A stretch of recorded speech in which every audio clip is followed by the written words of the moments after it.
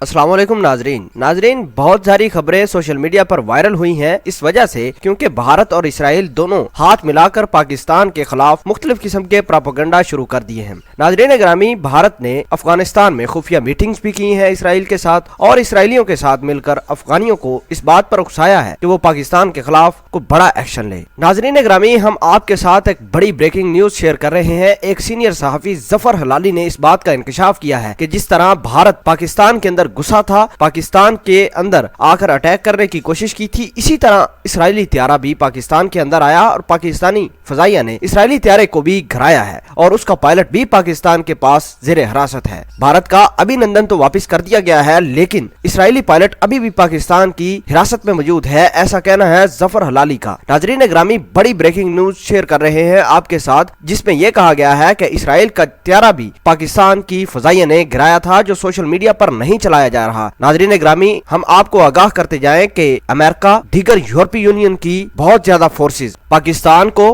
Pakistani media को pressurise कर रहा है कि कहीं ये खबर ब्रेक ना हो जाए और इसराइल को भी इस बात का डर है कि कहीं उसका डायरेक्ट इन्वॉल्वमेंट पाकिस्तान के अंदर पकड़ा ना जाए। नाज़रीन ग्रामी, जफर हलाली की इस बात ने तहलका मचाया है पूरी दुनिया में, जिन्होंने इस बात का इंकशाफ किया है कि पाकिस्तान की हिरासत में एक इसराइली पायलट मौजूद है। इसराइल चूंकि डायरेक्ट अफगानिस्तान से पाकिस्तान पर अटैक करने के लिए आए थे और पाकिस्तान की फजाइया ने उन्हें मार कराया था, ऐसा कहना है जफर हलाली का। नाज़रीन ग्रामी, जफर हलाली की इस बात को ब्रेकिंग न्यूज बनाकर कुछ सोशल मीडिया के चैनल्स दिखा रहे हैं, लेकिन अभी भी अमेरिका फुल फोर्स कर रहा है पाकिस्तानी मीडिया को, पाकिस्तानी आला ओहदेदारान को, कि कहीं ये ब्रेक न हो जाए कि इसराइल भी पाकिस्तान के खिलाफ जंगी महाज और जंगी जुनून सवार होकर पाकिस्तान के ऊपर अटैक कर रहा है। नाज़रीन ग्रामी, जफर हलाली की ये तमाम तर बातें ठीक भी हो सकती हैं, क्योंकि जितनी एस्केलेशन भारत चाहता है पाकिस्तान के साथ, उतनी ही एस्केलेशन इसराइल भी चाहता है। इसराइल के बड़े बड़े ऑफिसर अफगानिस्तान में मीटिंग में मौजूद थे भारत की राह